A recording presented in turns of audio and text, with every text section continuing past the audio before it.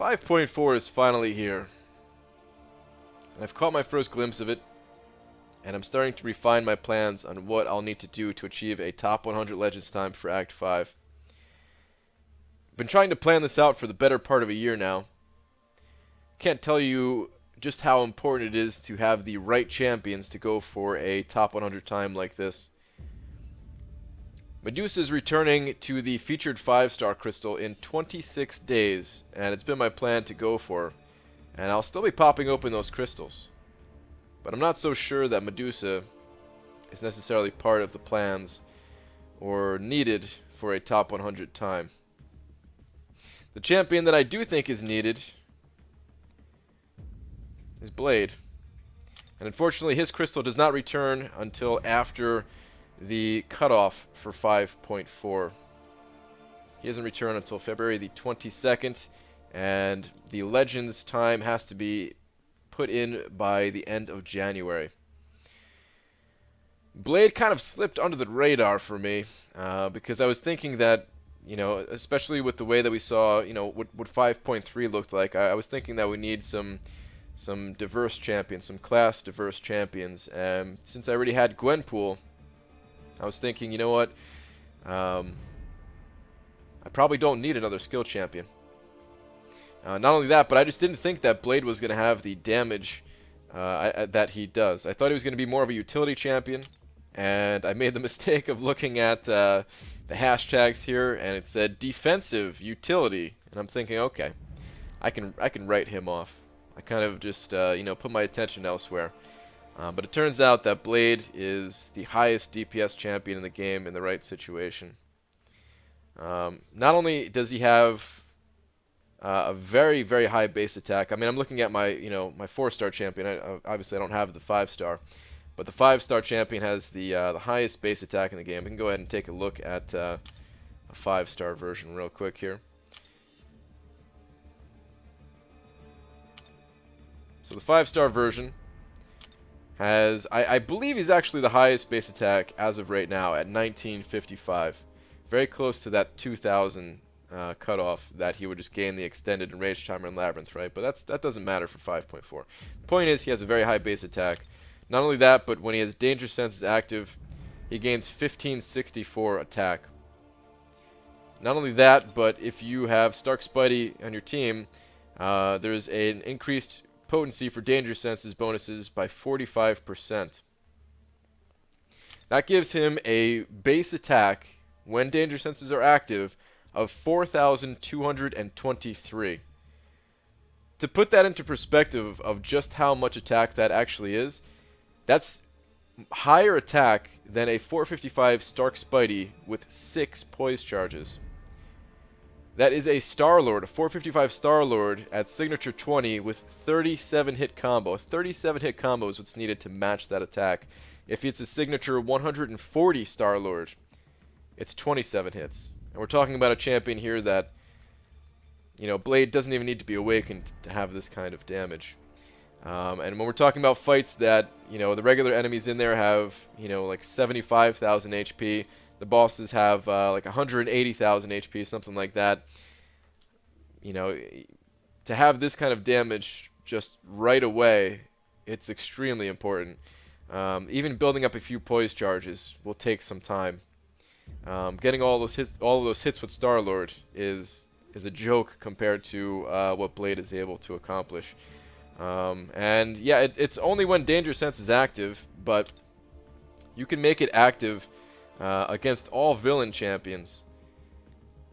Every single final quest boss of 5.4 is a villain champion. Not only that, but of course many of the actual regular fights in there are villains as well.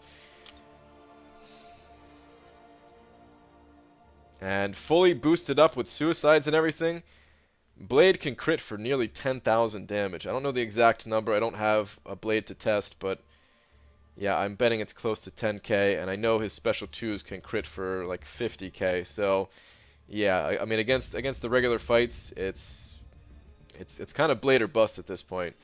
So I need to change my plans, and I need to kind of just cross my fingers for Blade. Man, Um, it kind of sucks because I was kind of hoping that 5.4 was designed a little bit differently. I was trying to plan out different things. I was trying to think about who I needed for for what types of situations. Um, the different classes of champions and stuff like that. I was excited about the science champions that were coming around here because maybe they could help me out. Because even though I have Hulk, if one of these other science champions hit harder, then maybe I can go for one of them. I was trying to think about all the different immunity options for champions out there and how they can help me in the run. But it turns out, I mean, you pretty much it's Blade. Blade is the key to having a good run.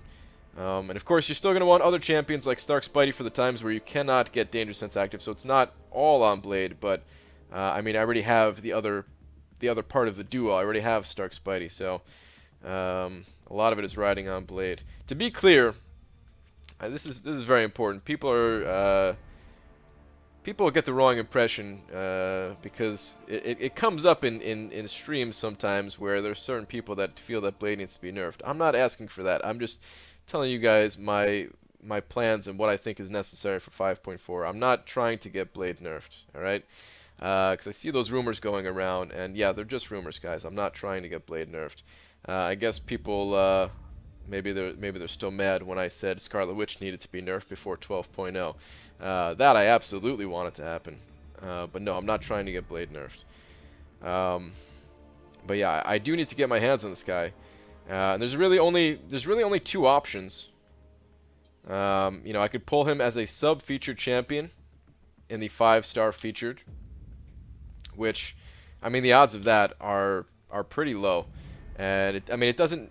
I don't think it matters too much of which champion I go for, but I might as well go for a champion that I want, and I still very much so want Medusa for other areas of the game, and Medusa might still help me out in for certain things in 5.4. I'm not saying that she's useless, so I am going to go for Medusa still, but I very much so just want to get Blade, and it's to the point where I might just be pulling for featured champions, even if I don't need the featured champion as we get closer to the the end of January.